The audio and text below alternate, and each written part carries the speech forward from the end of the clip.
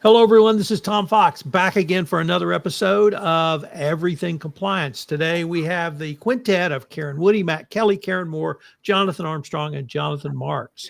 We're going to go geographically diverse today, starting with our westernmost panelist, Karen Woody.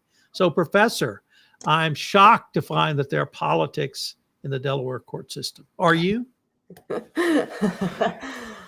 This is a great little article. I don't know. What I wanted to talk about today was, again, politics in Delaware. And really just to look at a new paper that has been put out by a professor.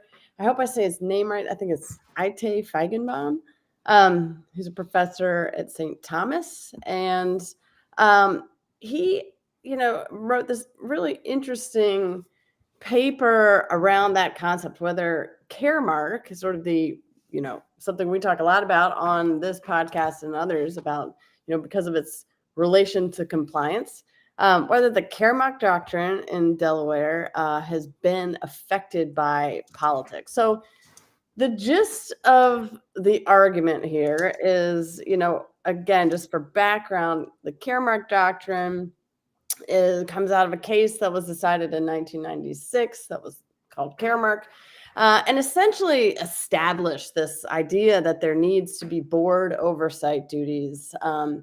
And that means that they have to have some sort of system of oversight and that they actually are monitoring that. And so Caremark then ushers in this idea that there can be personal liability for board members if they fail to meet their Caremark obligations. Caremark originally situated that requirement under fiduciary duties of the directors. Initially, it was situated under their duty of care, which then became something that you could waive essentially in Delaware. And so it takes about 10 years till another case, which was Stone v. Ritter in 2006, where the court clarifies that the Caremark responsibilities actually fall under what is considered non-exculpable, meaning you can't not waive a duty of loyalty. So there's a lot sort of moving around in that space. And this is, again, sort of 1996 to 2006. And then we get a series of important cases in just the last 7 or 8 years related to Caremark. And so the sort of the thrust of the argument of his article is that these shifts in the Caremark doctrine that we've seen in the last handful of years might not be entirely related to, or they might be explainable through this lens of politics, which I think is really an interesting thought. So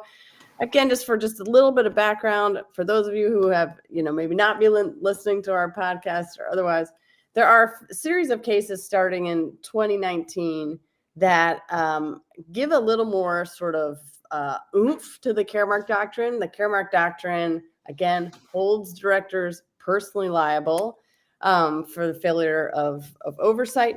And it's impossible. It's a really hard, hurdle to overcome in order to succeed on a Caremark claim if you're a plaintiff.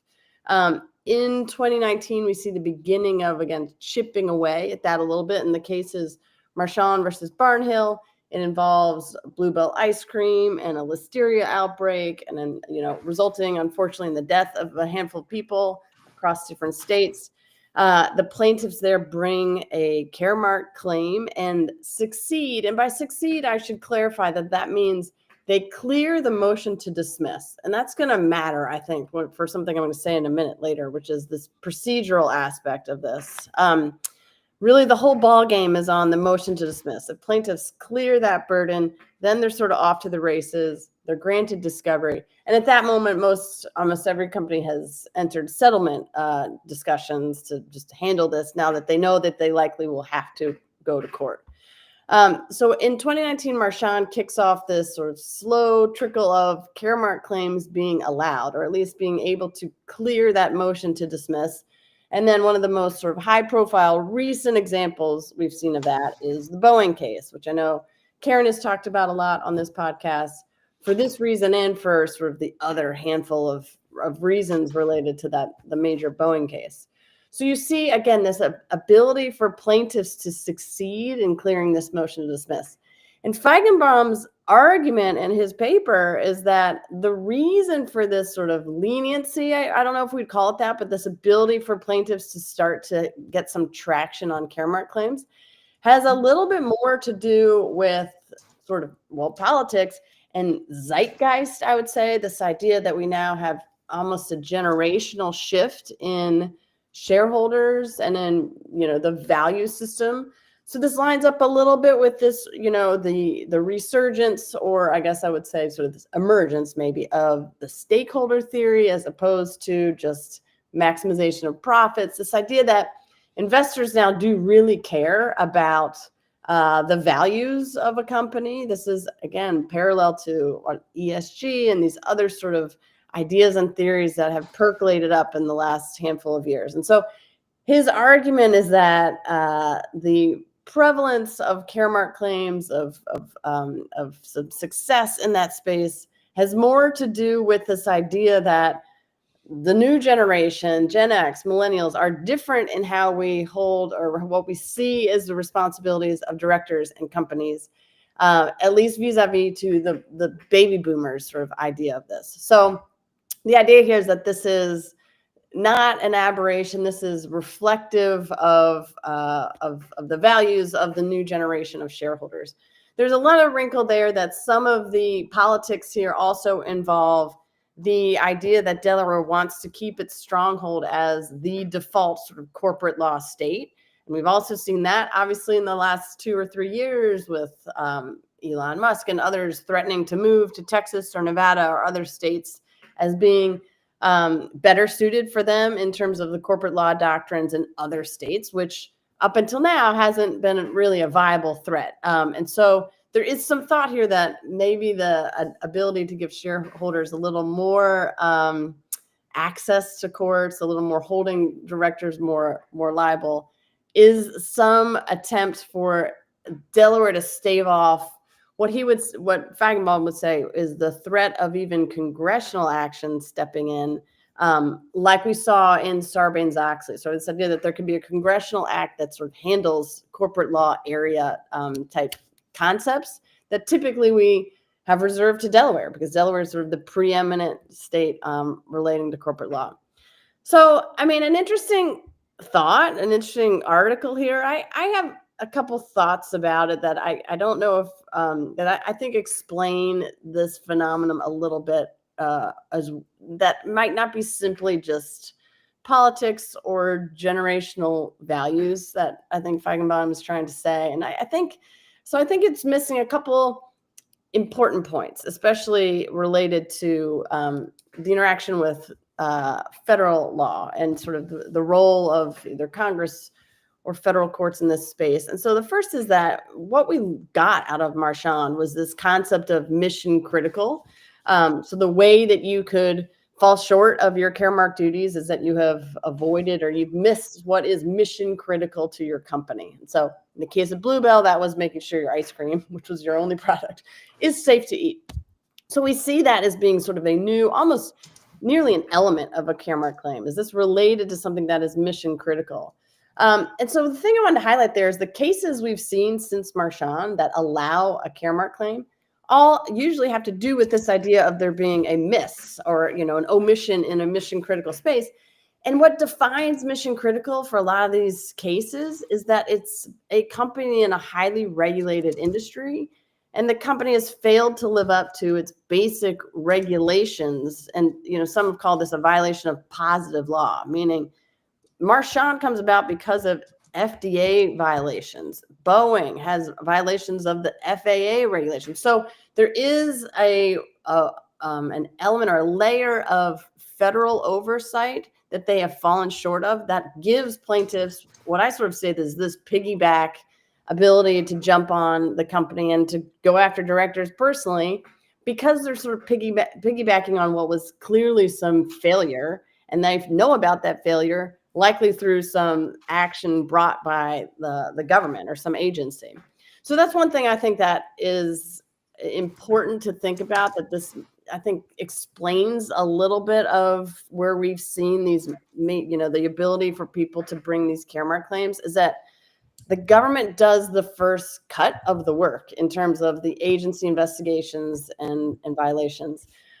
There's a great paper in this space about the federalization of Caremark, because you are piggybacking usually on a federal lawsuit because of a violation of a regulation. And that brings me to the other point I think actually is a theory I've read a lot about that also explains this. And I don't think entirely dismisses Feigenbaum's argument, but it has to do with the procedure of a Caremark claim and the way plaintiffs can bring this. Because it is so hard to bring these claims, and because you have to kind of know everything at the moment you file one of these claims to clear a motion to dismiss, you have to know a lot. And so the reason plaintiffs succeed piggybacking on a federal investigation or lawsuit is because they have access to the documents that come out in the midst of that investigation. And the other reason is the sort of shifts around what shareholders are able to demand of companies in order to get that documentation to bring these claims. So these are usually called Section 220 claims, meaning I'm asking to review the books and records, the minutes of the board meetings. And that's how plaintiffs can try to show either they totally whiffed or they're able to show the lack of discussion in the board meetings around something that is mission critical. So you see that with Boeing. We don't have any discussion of safety. We don't even have someone on the board who knows about airline safety. So this idea that you're proving the absence of something has I think grown with these like procedural shifts we've seen in what plaintiffs have access to. So really interesting paper. I think always it's fun to talk about Caremark and to see what is new and different. And I did like this new take that there can be just maybe a broader, almost societal understanding that we want actually Caremark claims to go forward. We're rooting for these plaintiffs because something has gone terribly wrong. And so that is maybe a shift in just generations and how we understand the role of directors and officers. So I'm going to stop there because I could filibuster about that for a while, but I'm here. Any thoughts or questions about that? Karen Moore, you get to go first.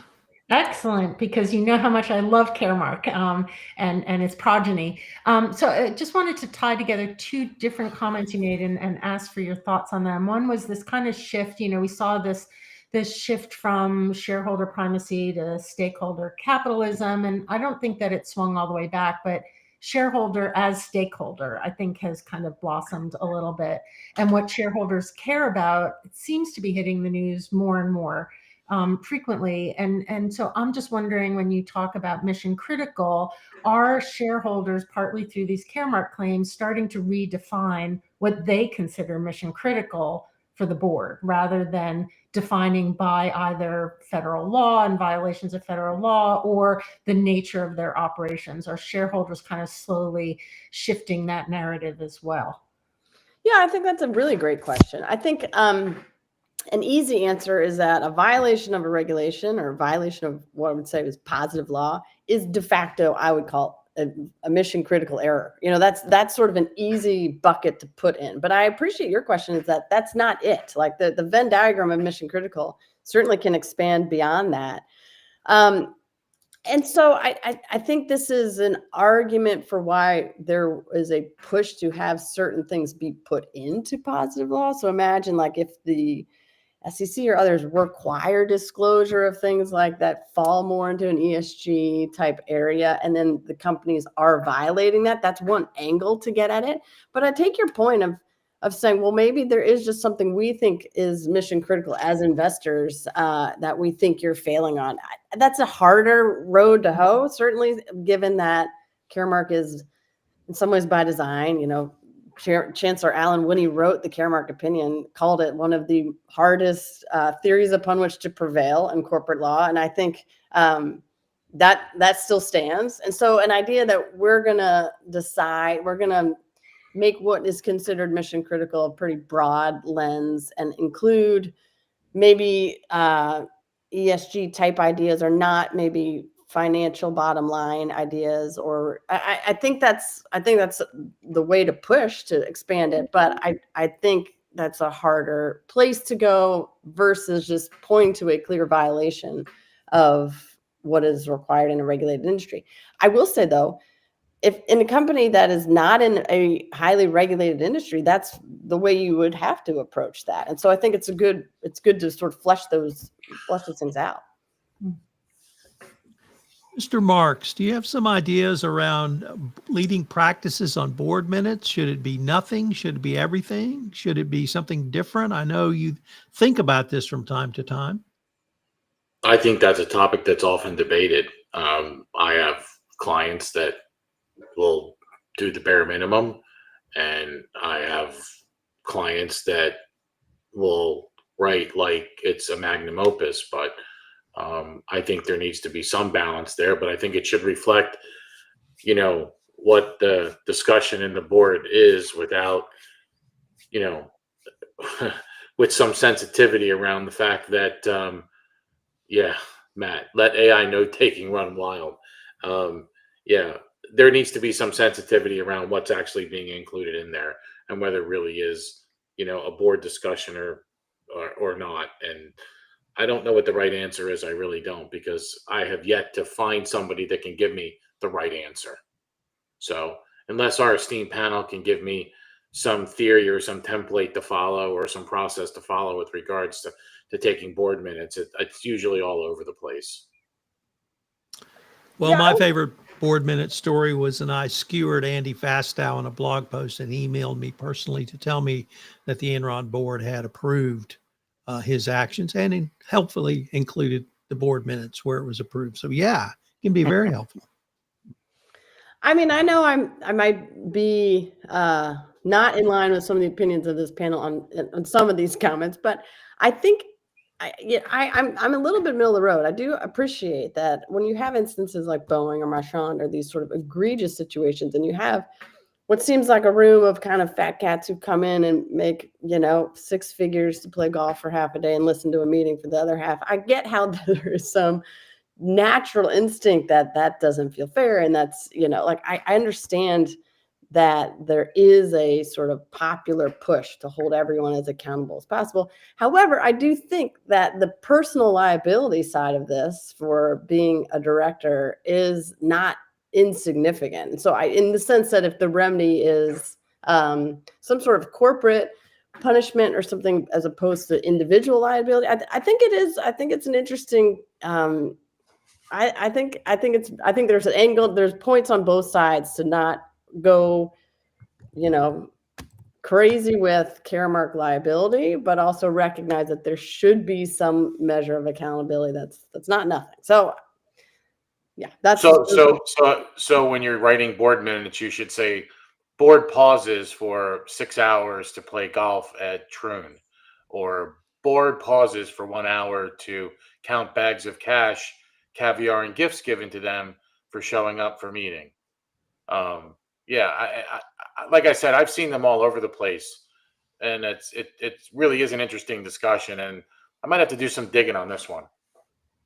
I think just from an international point of view, I think some local rules may have prescriptive things as well in minutes. For example, as we went into the pandemic in the UK, there's a requirement in the Companies Act that a UK entity, limited liability entity, doesn't have to be listed, consider a whole host of different things, some of which were triggered during the pandemic. So I was on a couple of boards at the time and advised some others, and we went through quite a more rigid than usual process, I think, to have a discussion on those statutory required elements and minute that discussion. And I appreciate that that's, the pandemic and that's a crisis situation. But of course, boards have more crises than ever before, and often they're not constituted to deal with those crises properly. If we say that 30% of Fortune 250 corporations have no ability to oversee AI, if we say that more than 50% of the US's largest corporations have nobody with cybersecurity skills on the board, those crises are going to come round more frequently, and also those crises that boards aren't equipped to deal with come round more frequently, because the composition of boards, as a general rule, isn't keeping pace with the changing face of business. You know, you bring up a great point, and you made me think a little bit here, which is really tough. But you know, I think this probably goes deeper than minutes because Mm. is there an agenda? Is there a consent agenda? And is the meeting run appropriately? Like, for Yeah. example, I've been in board meetings where somebody makes a motion and they vote, and they don't give people an opportunity for discussion, Yeah. right? So it's almost like it's being pushed through. And so is that really effective governance or not? And so I think this goes way beyond the minutes part of this and kind of goes back to how are those board meetings being run? So Correct. Tom asked me to talk about root cause today. So I'm kind of drilling down in my head a little bit. Well, why? And maybe the minutes don't even really matter. Maybe that's just sort of the fait accompli at the end of the day. That's a document that they use for just compliance reasons or governance reasons, but it's really how the meeting is being run. And do people have a voice in that meeting?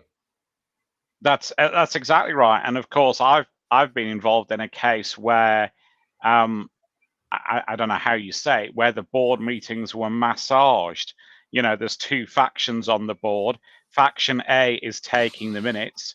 Faction B has things to say that never find it in the minutes. And in that situation, we suggested to Faction A that they could either correct the minutes and make them a more accurate record of the meeting, or we would ask the auditors if they would review the minutes and also review the concerns that have been expressed in the board meeting.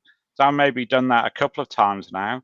Admittedly, it's the equivalent of taking the pin out of a hand grenade and throwing it into a board meeting. Mhm. But occasionally that has to be done because there's also an issue, particularly for those corporations in crisis, of who is taking the minutes and what are they recording and what are they not. And to the comment that Matt made in the chat about AI, of course, a way to capture everything would be to use an AI minute taker, but I'd strongly advise against that. We're doing a project for a client looking behind the hood at some of these AI transcription services, and spoiler alert, it's ugly. Yeah, but you also incited me to think about what I do from an investigatory perspective, because from an investigatory perspective, a lot of times we ask for the minutes of the board, the meeting, the board meeting minutes. Yeah. But I'm wondering whether it needs to go deeper and say we really need to analyze how those board meetings are being conducted, who's Yeah. controlling them. How much time. Is a board meeting 45 minutes long, or is it an hour 45 minutes long?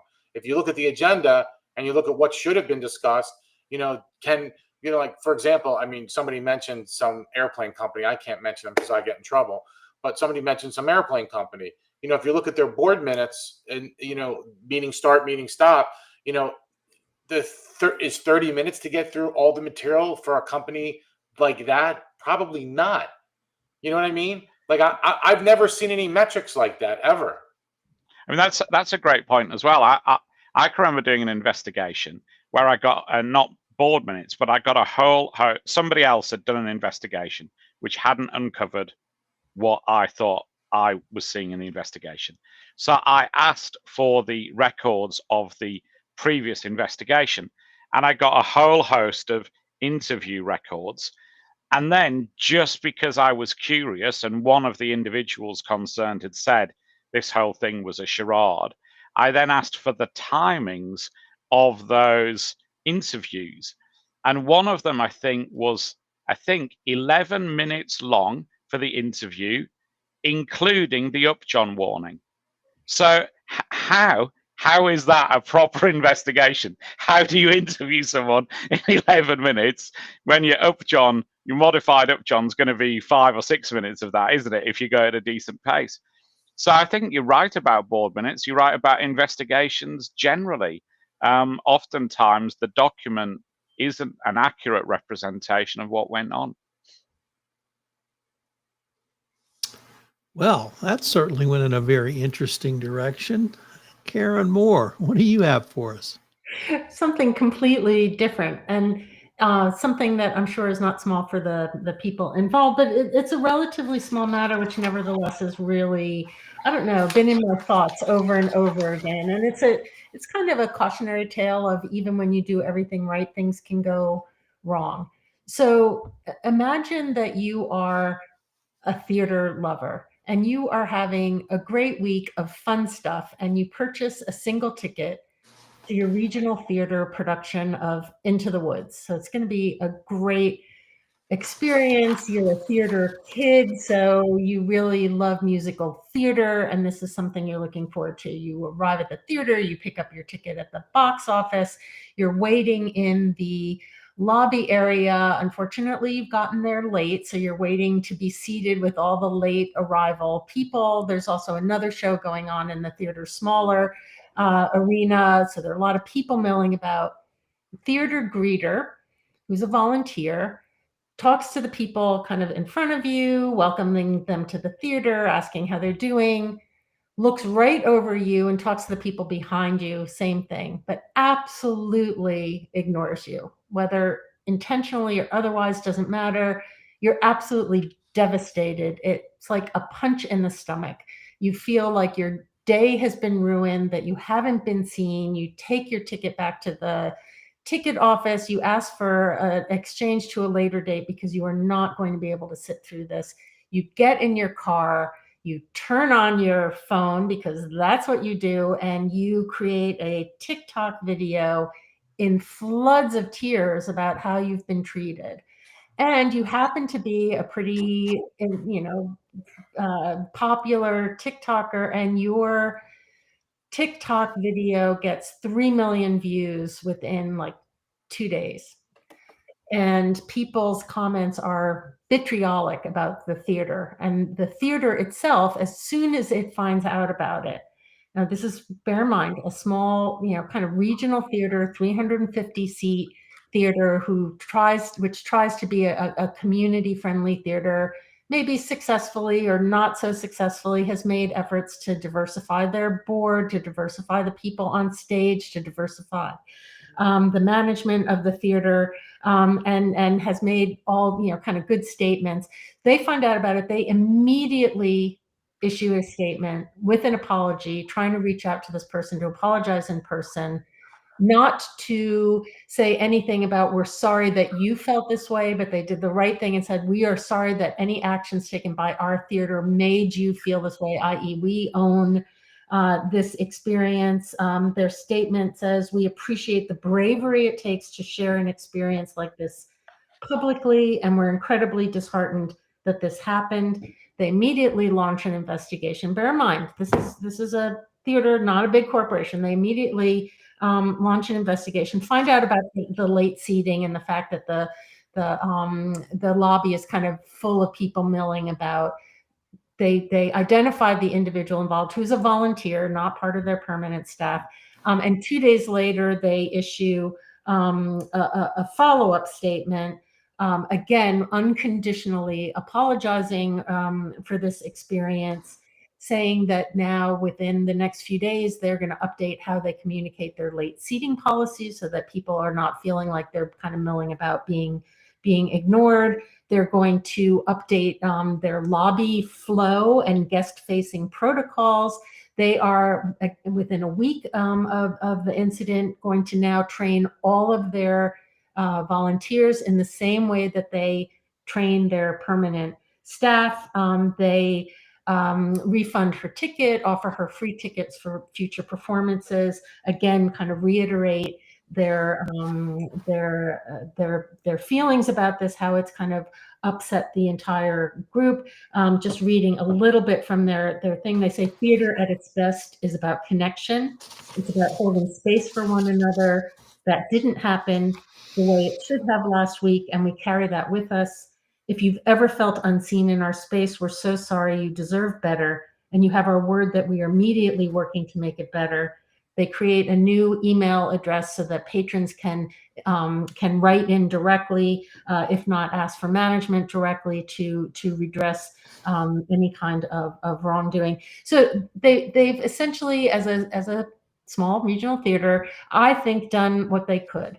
But this has knock-on effect. The people that see their Facebook apology, there's 27 comments on that apology. There are something like 27,000 comments on the TikTok, the 3 million views, the 17,000 reposts. So I don't know how many people now have seen that. The really kind of nasty comments and assumptions about the theater, that this person hasn't been fired. Well, it's hard to fire a volunteer, that they never apologized, which they did apologize, that, that the theater has engaged in racist policies in the past, which I haven't seen any evidence of, and I did that. Having said that, my child, who is a current theater early stage professional, has interviewed with this theater and contacts me and says, I saw this report and now I'm not really sure that I want to continue the interviewing, because they've only seen one side. I've reviewed everything the theater does. We have a really kind of good conversation. I say, I'm not really sure I see what the theater could have done differently in response, and feels like they are taking proactive steps to redress any shortfalls that led to this immediate incident. And you need to make your own decision. But it kind of hurt my heart that this theater, which may or may not always be doing the right thing, is trying to do the right thing, is trying to produce good shows in an increasingly difficult situation for small regional nonprofit theaters, may be losing good people who are reading the situation from one perspective, has made one person feel really awful about themselves and about their theater going experience. And so I just feel like it's a little bit of a lose-lose, but to maybe include my shout out in my comments here, I will say that after reviewing and interviewing and inquiring, my child has accepted a position with the theater, which is the Phoenix Theater Company in Phoenix, Arizona. And I asked her to report back on what they see in terms of their training and their experience at the theater. But I don't know, it's just been really troubling me that on both sides of the equation, there is no happy outcome here, other than the theater, making some shifts and changes and learning from the experience. Any questions or comments for Karen Moore? All right. Well, Go ahead, Matt. I don't know what the question here would be, but it's something that strikes me that I've thought about from time to time when people talk about good corporate leaders. And the saying that sticks with me is, a good leader is not just responsible for what he or she says. They are also responsible for what other people hear, which is not always the same thing. It strikes me a lot when I hear stories like this, even if the aggrieved person really had very good reason to be upset, and maybe they did, maybe they didn't. I'm not aware of this, but it just shows the complexity and the challenge of modern investigations and crisis management, that you are interjecting this extra audience, which would be the followers this person had on TikTok or LinkedIn or whatever, who get all fired up, and they probably jump to conclusions. They probably fill in the blanks from whatever detail they don't know about to fit their own preconceived notions. That's been true for a long time now with the social media age. I don't have a good answer for it, but it's a statement that has stuck with me a lot about poor leaders, that they tend to shoot their mouths off. I'm not saying this aggrieved person did, but just leaders generally. I can think of some leaders come to mind who shoot their mouth off all the time without necessarily understanding how would other people see this, and then what are the consequences. But if you can't see through that, then corporate leaders in particular, like, that's going to be a skill you need if you want to succeed. I do think it's also this tendency now with social media avenues to speak from a perspective of emotion rather than reflection, and whether this person should or shouldn't have felt so discriminated against, whether the person volunteered, did or didn't intentionally pass it by, isn't the point. It's the raw emotion. But but maybe that immediate sharing of the raw emotion is not the best way to affect change. I think one of the articles, and the thing is, her TikTok reached millions of people. The articles were very local, very small. One of the articles was extremely negative, hadn't really done the fact finding that the theater undertook, but said, oh, if this had been a white woman, there would have been immediately redress and action. And I'm not so sure. I think a white woman, speaking as a white woman of a certain age, might have been completely ignored and discounted in terms of, kind of get over yourself. But there is no good outcome here. Matt Kelly, what do you got for us today?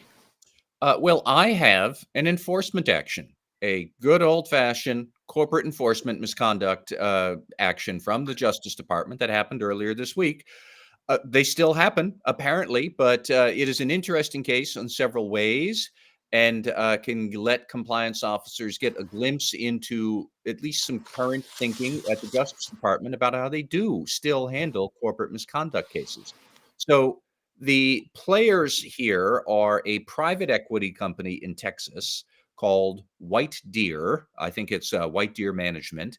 And they, in 2020, acquired a petrochemicals company also down in Texas called Unicat. I think its formal name is Unicatalyst Technologies or something like that, but it's shortened down to Unicat.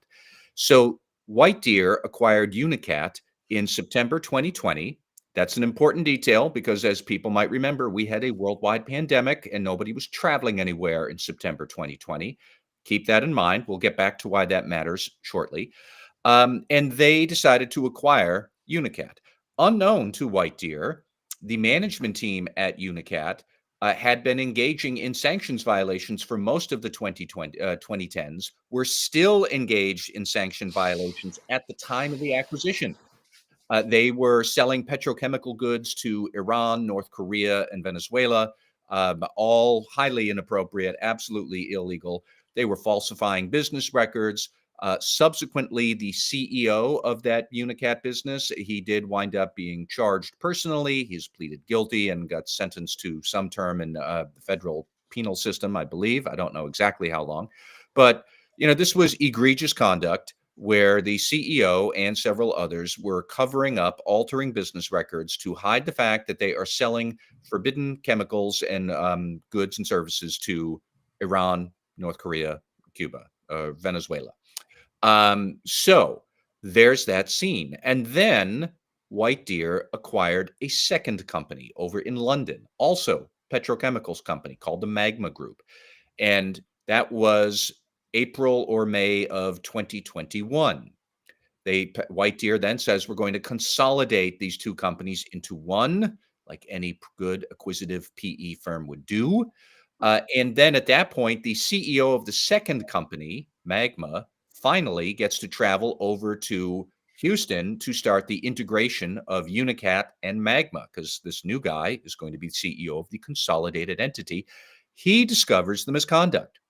Specifically, all the way up to one of the aides at Unicat told this new CEO, oh, yeah, we have a deal that we're going to be doing with Iran like right now. And so the CEO said, no, we're not. Pause, cancel that thing. And then he turned to White Deer. By now, this was June or so of 2021, and says, do you know that you acquired this company, Unicat, and they have these serious sanctions violations? What are we going to do? And that is where the compliance interests really start to pick up, is that White Deer and the new Unicat with this new CEO decide immediately, we're going to voluntarily self-disclose. Even though we don't know exactly how bad this misconduct is, it looks bad, probably is bad, we're not sure how bad, but within 4 weeks of hearing, oh yeah, we're going to do another thing with Iran like next week, they decide, and they have self-reported to the Justice Department, to the National Security Division. And long story short, after that come 3 years of investigations where, because of the immediate and swift voluntary self-disclosure, even though there was clearly some less than ideal pre-acquisition due diligence, and there's some fuzzy math about the M&A due diligence with the second company and the remediation and whatnot.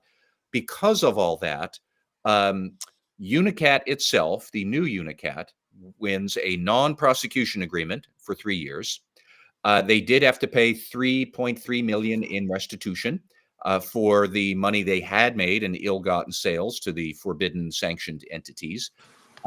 White Deer, the parent company, the one that bought the dysfunctional Unicat in the first place, they wind up with a declination to prosecute entirely.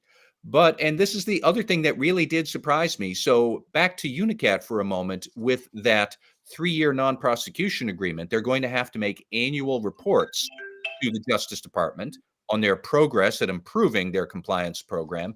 And at the end of that 3-year deal, so I think it's going to be late 2027, because this was actually signed a few months ago, the CCO of Unicat is still going to have to certify the effectiveness of the compliance program. So that's still a thing. Apparently, I would have thought for sure that CCO certifications of compliance as part of a settlement, I thought that was going to go the way of like DEI programs and cryptocurrency enforcement. We'd never see it again. I am wrong. It still exists as of right now. But there are some other interesting points around the voluntary self-disclosure. So people might remember that, okay, well, wait a minute, you did the M&A and you missed something in the acquisition. Didn't the Justice Department say they would only have a 6-month forgiveness rule for that? But you didn't disclose it, Unicat and White Deer, until 9 months after you had bought the defective Unicat. What's up with that? Well, according to the declination letter, it was actually because first they acquired Unicat in September 2020. Then they acquired the second group, Magma, in April 2021.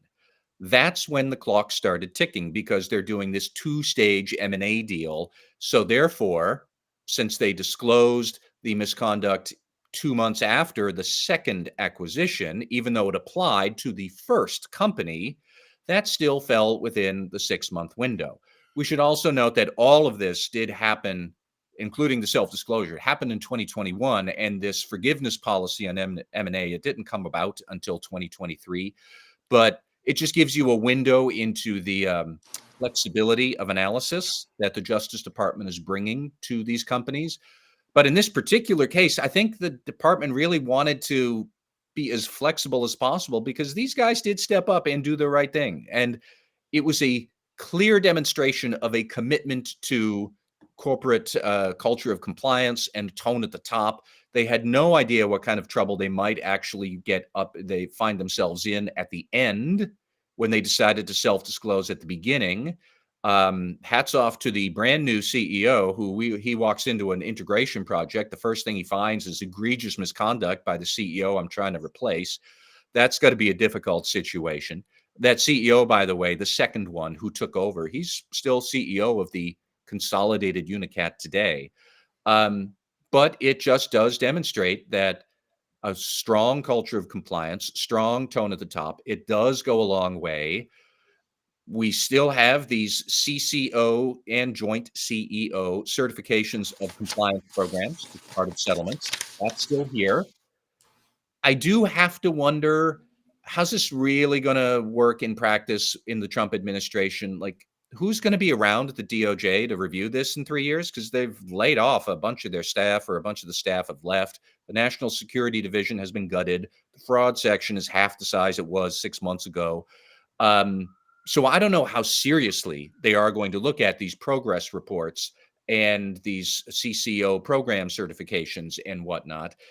I don't know if in a alternate timeline where they didn't self-disclose this in a timely manner, for real, would the Trump administration of today still have charged the company? I find that hard to believe, but I will never know, because this company did do the right thing and they got a very favorable resolution. But then again, that's the way it's supposed to work. So I just thought it was a very interesting case to review. Any questions or comments for Matt? All right, Mr. Armstrong, what's new with the United Kingdom? Yeah, thanks, Tom. Well, I've got data protection as this week's topic, because the UK data protection law was amended yesterday. We're recording this on Friday the 20th. It happened yesterday when King Charles put his signature to the new legislation. There's quite a few things change in the legislation. It's a partial update, a partial replacement of elements of GDPR and the UK Data Protection Act 2018. There's some techie stuff in there. So around legitimate interests, if you rely on them, you do LIAs, you might want to take a look. Probably want to take a look at your privacy policy for some of the terminology changes.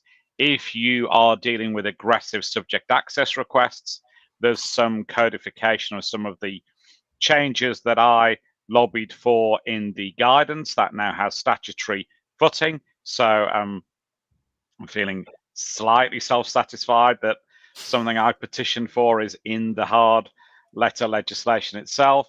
There's some stuff around automated decision making, which might help with AI. There's some clarification of the cookies rules, which we're seeing a lot of activity around at the moment. There's a change of name for the information commissioner, who becomes and that will be restructured, similar to the restructuring in Ireland. As an aside, we've recently had an FOI request that disclosed the approximate cost of the jackets that the ICO had to do dawn raids, £45 a jacket. And no, according to the response to the FOI request, there is no plans to open a gift shop and sell them to the general public if you're interested in that. So they'll need new jackets. And then fines will go up for cookies infringement, unsolicited calls, etc., etc. There's a whole host of other stuff as well, including some provisions that apply to social media companies. And obviously that happened yesterday. And Tom, earlier in the week, you'd asked me to take a look at a Compliance Week article, which basically almost said, is GDPR failing, and is it something that people should give in on? And one of the things it was particularly saying in the article is that that there's no consistency around EU member states. And of course, that consistency will be changed by yesterday's developments. One of the proposed purposes of the UK change was to simplify and make it easier for corporations. My view is it's probably done the opposite. For any corporation who has operations, sales, employees in the EU plus the UK, obviously it's got two regimes to deal with rather than one last week. So I think we are seeing a fracturing of GDPR, both within the EU and in the EU plus the UK. But at the same time, I think we often forget how successful GDPR has been in some terms. It has definitely changed the debate around some aspects of data security, for example, the way in which some corporations handle data. It's been a money spinner for the EU. So some of what your Orange leader says about it being sort of sanctions by another name may or may not be true. Currently, we're sitting this morning at 6.07 billion euros worth of fines. The preponderance of those are against US corporations. I haven't done the math. I guess it's about 5 billion euros. And we're just coming up to 3,500 fines. As I've always said when I quote those stats, that won't tell the true figure. Will probably be plus or minus, possibly plus half a billion, because some regulators don't report real time. And that now includes a number of fines for AI, like Replica AI, like Clearview, like Foodino. So there's a significant number of cases around, and they are keeping up with technological developments. One of the other drivers is its use by pressure groups. So people like La Quadrature du Net, and and most effectively, perhaps, NOYB, the pressure group led by Max Schrems. Max says that NOYB has now brought 877 cases to a conclusion. And he says that NOYB has been responsible for 1.69 billions worth of fines being levied. And interestingly, he says there's another 486 cases pending where they've filed with a regulatory authority or a court or whatever, and they're still awaiting an outcome.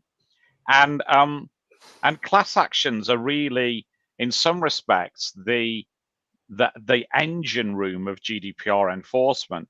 Yes, some regulators are picking up a pace. You know, Ireland after a slow start, Italy with its particular look at AI, Spain with its numerous relatively low fines. But class actions, I think, and civil actions, even sort of nuisance letters from individuals and aggressive subject access requests have changed the compliance game. And again, I'm sounding conceited about two things on the same podcast, so I'll maybe try and do -2 next time round. But the fact that there is a lack of consistency in enforcement should not be a surprise to anybody who follows this area closely. Now, the day the proposals were announced in 2012, a prediction was made, I quote as follows, this is, the new rules will still be enforced by the independent data protection authorities in each country and by the national courts. This is likely to lead to inconsistencies as in the present system.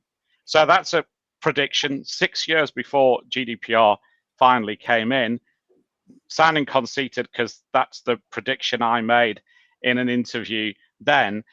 But I don't think you had to be Nostradamus to work out that that was the failing in the legislation. So we shouldn't really be surprised that that's been the result. I think GDPR does have a future, whether we like it or not. The legislation is flawed in many respects. At the same time as writing that in 2012, I started making representations to anyone who would listen about some aspects of GDPR, the right to be forgotten, which in the wrong hands is a fraudster's charter, the rapid reporting of security breaches when the only information you have is meaningless. The original proposals were 24 hours. I'm pleased to say that people listened to me and others and stretched them out to 72. But GDPR still has a role to play. There's still things, there is a criticism in the article about PayROK, these banners where you can click on news sites particularly and either give up your soul to the advertisers or pay for content. I think there are still issues there. I think there are still issues with things like the interaction between GDPR and the EU AI Act. But on balance, I think there's still life in the old dog yet. Karen Moore, question or comment for Mr. Armstrong? I do. So, we've seen a bunch of simplification measures in omnibus proposals coming out of the EU, primarily economically driven. I think some of the GDPR proposed reforms are intended to reduce some of the burden on SMEs because it is complicated. So, simplification may lead to greater consistency in outcome from the member state enforcement agencies. I don't know, but I'd be curious what your take on it, because with all the best intention in the world, it's really difficult and costly to comply with all the GDPR requirements. And then you throw in this kind of fractured and potentially conflicting outcomes in the member state decisions. Where are companies going, and are some of the UK reforms intended to redress some of those concerns? They are, yeah. I was just looking on my bookshelf. I have it here. I was just going to say, the answer is somewhere up in your sleeve. Yeah. So So the European Commission had this event in Bulgaria. I was just looking for the date, 2005, and I spoke at that day, and we were looking at some of these issues even then, and there is an issue, I think, with trying to have a cookie cutter set of legislation that doesn't lead to local sensibilities. So I can remember at this conference, I'm the most of the people who spoke. You'll see it's in this book was in English and in Bulgarian, which is our papers from the whole exercise. Is somebody from Latvia? I said to me, "You will never understand the importance of data protection law until your neighbor is taken away and shot because of the data that the state has on them." And I'm originally from a fairly rough part of the UK, but that's not in my cultural mindset. In Austria, for example, there is greater sensitivity around dental records because of the way in which the Nazi regime used dental records. And you can't say to people in Austria, for example, get over that. In the interests of harmonization, they're not stuff we care about.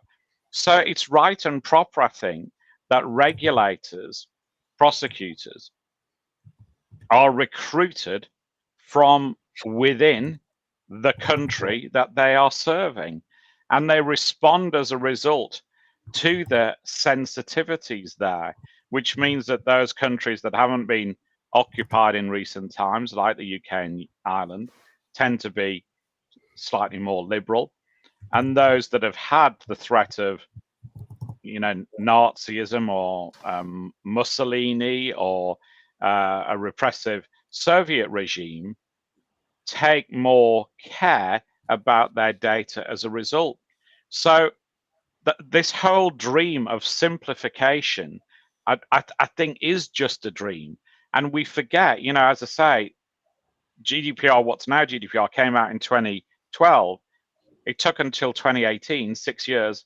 A lot of that, there was a 2-year leniency, but a lot of that was this whole thing called the trilogue, where the European Parliament and the European Commission and the Council of Ministers are trying to agree on stuff. And theoretically, if you're going to amend GDPR, you've got to go through that whole 6-year process again. And my suspicion is it's going to be more complicated this time, partly because you've got tech bros lobbying, who are going to lobby for, we should be able to sweat anyone's data because AI is for common good. And we make very little money out of this. So there's that whole lobbying schmizzle, I believe you call it, that you'd have to go through, in addition to the difficulties of that whole trilogue process, plus people trying to add on stuff to deal with AI, to deal with social media harms, etc., etc., etc. So I think anybody who is, I'd say, in the words of Mr. T, because Karen likes these allusions, to anyone who thinks that GDPR is going to get easy anytime soon, I'd say, pity the fool. Pity the fool, I'd say, because it isn't. And you better invest time in learning GDPR and getting compliant with it, rather than thinking someone's going to give you a pass. Was that a good Mr. T impression, Karen? No, it was terrible. Absolutely terrible. You really need to work on your inflection. I pity the fool. All right. Well, any other questions for Mr. Armstrong? All right. Jonathan Marks, I ask you a question I've been thinking about. You've long articulated the importance of root cause analysis. You do multiple root cause analysis, or have done. You've taught on this. I've had the privilege to co-teach with you a few times. But I wanted to maybe ask you, can a root cause analysis be used in a situation other than when you've had a failure, catastrophic failure, or during an investigative phase? Oh, you want an answer? Yes. Of course it can, and it should be.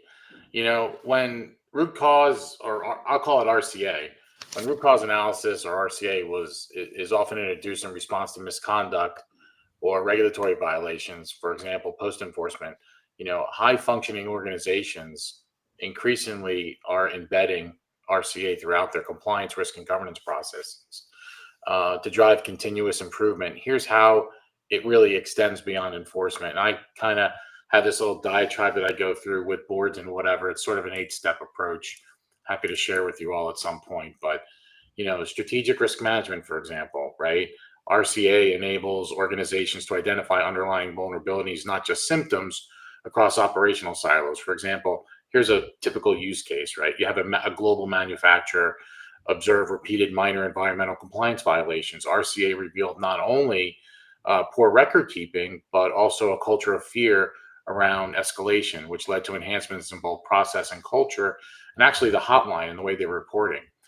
Sort of the proactive value there is it helps to uncover systemic issues before they trigger enforcement action. So, there's one example. Policy and control optimization is another one, where policy fails or is repeatedly overridden or circumvented. Root cause analysis helps to distinguish between poor design and poor implementation, which is something that we talk about all the time when we're looking at these things. So an example is if employees fail to disclose conflicts of interest, RCA may reveal that the disclosure tool is buried in the intranet somewhere and poorly understood. It's really not willful concealment. It's just that it's a lot more difficult. So a practice pointer there is to use RCA findings to inform updates to controls, training, and actually reporting mechanisms, not just incident logs. The third, I think I'm on number 3, right? Yeah, 1, 2, 3. Compliance program maturity, which is something that I think we're all interested in.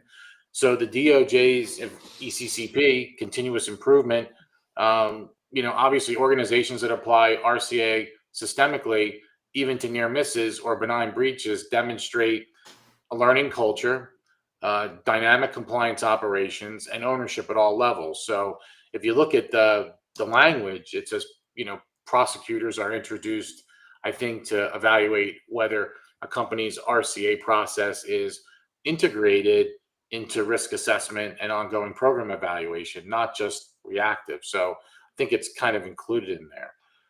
Board reporting and board and executive reporting. There's another one. RCA findings using risk, root cause analysis, deeper insight for audit and compliance committees, KPIs and KRIs that track underlying control weaknesses, trend analysis to allocate resources more strategically. That's, again, how this can be used. M&A and third-party due diligence, again, from a root cause analysis. So during integration or onboarding of high-risk vendors or acquisitions, root cause analysis, these are just a couple things that come to mind. Why past compliance breaches occurred, whether gaps are cultural, structural, or intentional, and whether remediation was effective or performative. So those are a couple from a M&A perspective. Training and communication strategy. I mean, I can go on and on and on. That I think I'm up to number 6. I think number 7 is ESG, AI, and cyber governance. But it's really essential in these emerging areas as well. It can help understand how algorithmic decisions lead to biased outcomes and so on and so forth. There's ways you can use it for cyber and ESG. And the last one really is whistleblower trends and ethics culture. This is the one that I preach about a little bit too. By analyzing patterns and hotlines, reports, or ethical complaints, root cause analysis can help illuminate, I love that word, the root behavior motivators of the misconduct, failures in leadership, credibility, or psychological safety, which is something that everybody's talking about right now. It's this whole thing around psychological safety, and systemic cultural patterns not captured by formal metrics. So if I was going to summarize this, Tom, because I know we're sort of at time and I was late and I apologize to my fellow colleagues here, root cause analysis is no longer just about recording or responding to violations, the question that you really asked. It should be an embedded, forward-looking discipline that empowers organizations to strengthen the integrity of their systems, reduce risk exposure, enhance strategic decision-making, and cultivate a culture, say that 10 times fast, of accountability and transparency. So, those are some of the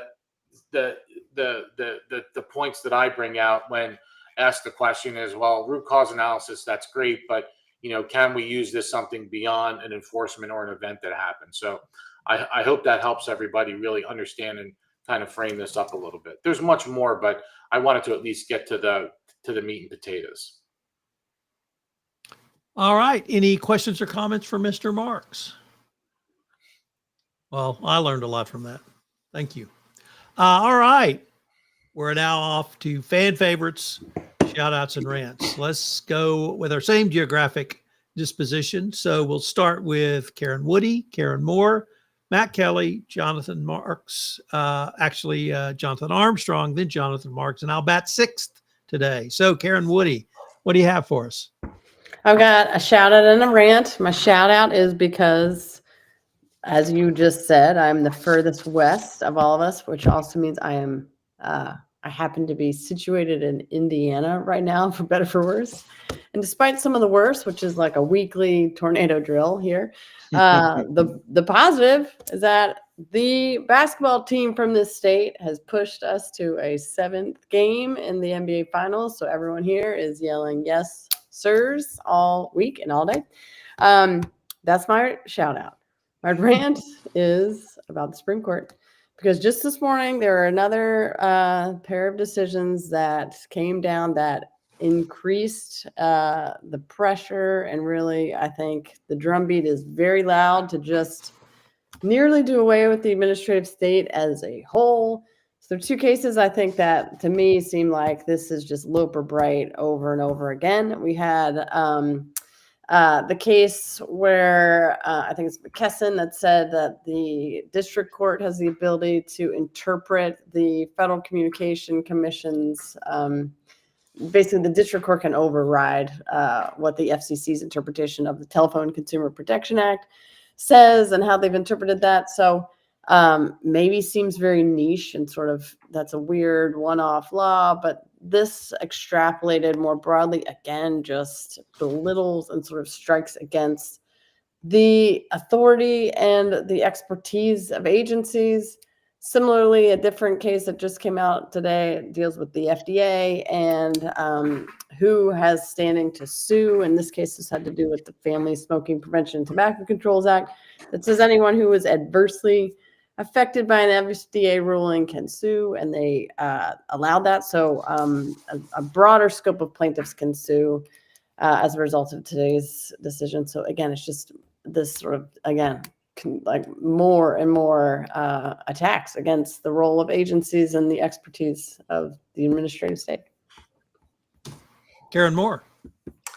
Yes, so I would like to shout out to the beleaguered generation of college graduates in the last couple of years who are really struggling to find jobs against all odds. And I will specify then again, my child who, for reasons unknown to me, fights to get minimum wage jobs in theaters, but is slowly launching a career in technical theater, including at the Phoenix Theater Company starting this August. So yay to them and to all of the League of Regional Theaters for doing their best. And to my child's partner, Ren, who is, again, beyond all reason, jumping through all the hoops to become an air traffic controller, which has got to be one of the worst jobs you can have at the moment, but so desperately needed. So shout out to Raven and Ren and to all of the 20-somethings who are working really hard to do tough jobs and having a tough time doing it. All right. Matt Kelly, what you got for us today? I have both a quick rave or rant, a shout out and a rant. I'm going to start with the shout out first to Netflix shareholders who this week voted out a board member of Netflix, Jay Hoag, who was, by all indications, a terrible no-show director, and they didn't like it, and they dumped him by almost a 3-1 margin, I think it was. Mr. Hoag is nominally the independent director, the lead independent director for Netflix. He has been on the board for 26 years. In my opinion, you're not an independent of anything if you're on the board for that long. He missed an estimated 75% of all board meetings, and he missed an estimated 50% of his own committee meetings. And good for them for dumping this guy who just basically was looking at this as a no-show job, I guess. I don't know. But actually, I wanted to shift to my rant is this new deal between Nippon Steel of Japan acquiring U.S. Steel here in the United States and the golden share that the Trump administration insisted upon to make this deal pass national security approval. This golden share will allow the president, whoever that might be, to appoint one member of the board to the new U.S. Steel subsidiary and have veto control over two other board members for the U.S. Steel subsidiary. And the president would also get veto control over things like, are we going to close a plant? Are we going to outsource any steelmaking capacity overseas and various other strategic operations like that? As a corporate governance matter, this is not a good idea. We do not do it this way in the United States. I get it that other foreign countries like Brazil, I think, has a golden share in Embraer, whatnot. I would not hold Brazil up as the model of corporate governance that we would want to follow here in the United States. My immediate question was, these directors, the president is now going to get to appoint. So do they qualify as independent? Do they get to sit on the audit committee? What if he stalks them all onto the nomination committee somehow, and then they bring in more cronies for the rest of the board? If we want to support steelmaking capacity in the United States, I'm okay with that idea. It's a national critical industry and we should support it. Then support it by giving U.S. Steel contracts. Support it by not allowing Japan to buy out U.S. Steel. Put your money where your mouth is, but don't put the voting control into the back pocket of the president, of any president, let alone this one who has a history of corruption as long as the day is long. It's just a bad idea. We should not do it, which clearly means we're going to do it more often for as many deals as catch Donald Trump's eye. And if you want to see where the game was given away, watch when Donald Trump was asked about the golden share and what it means as well. What it means is that I have control. Any president, the president has control. I hope it's going to be me, but it's just about Donald Trump sticking his hands into every single pie and where he does not belong. This is not how we do it in the United States. We shouldn't start now. Mr. Armstrong. Well, I'm preparing myself. We've had minor sports on this podcast before, like hoops and rounders and some other US sports, but we haven't talked about cricket. So I think it's probably time we talked about a senior sport and a real proponent of cricket, Sir James Anderson. Now, fast bowlers obviously have a shorter career than pitchers who've only got to do that versus that. And so the average career of a fast bowler is 8 to 10 years at best. 5 to 70 games is generally regarded as a good career as a fast bowler. But Sir James, we call him Jimmy,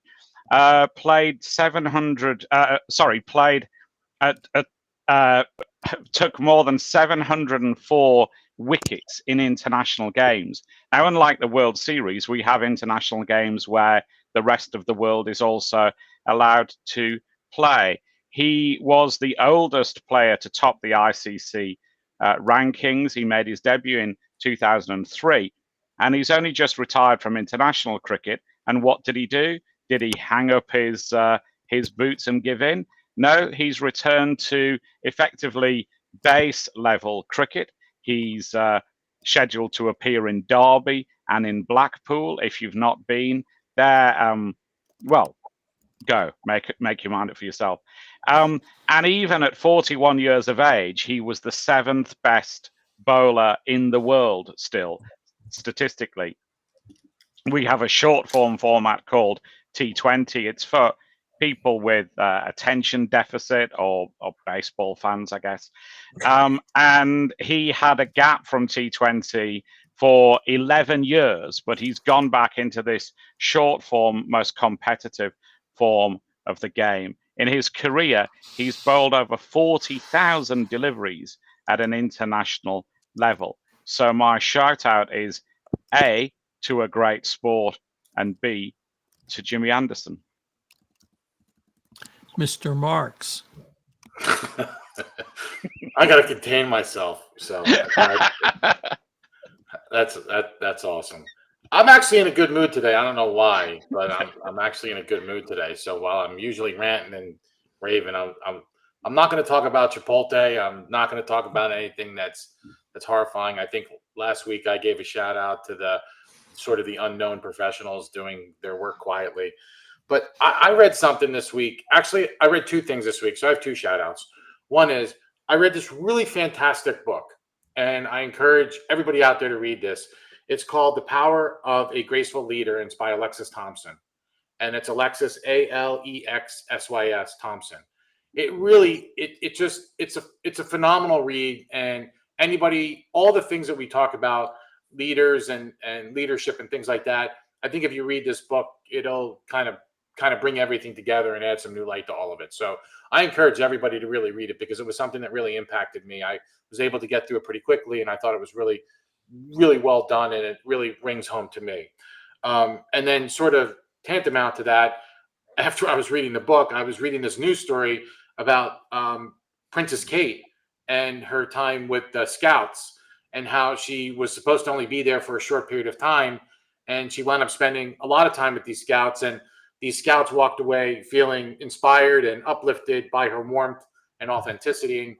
And the reason that the story attracted to me is I actually sit on the board of the cancer support community here in the United States. And she was mentioning about her time in the, using nature and other things to cope with her cancer, really kind of helped her get through that. So she's always doing great things. And, I think she's genuinely a good person based on what I read. Jonathan, you could tell me differently, but a real shout out to Princess Kate for all the things that she does and the fact that she's a fighter and a cancer survivor. I think that's just wonderful.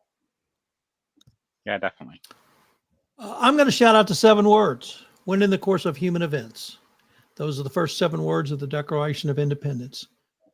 If not the most important document in the history of this country, certainly one of the most. Yesterday, I heard a presentation on the Declaration of Independence, which reminded me of how important it is. And this is the last Everything Compliance that will post before July 4th. So I'm going to shout out to the Declaration of Independence. I hope on July 4th, you'll take the opportunity to read the Declaration of Independence to see what this country was founded on, founded for. Has that dream materialized? Is the dream still alive? And think about what the Declaration of Independence means to you in 2025. Well, ladies and gentlemen, what a great episode. I think we're going to have to take up some documentation of board minutes on a separate episode.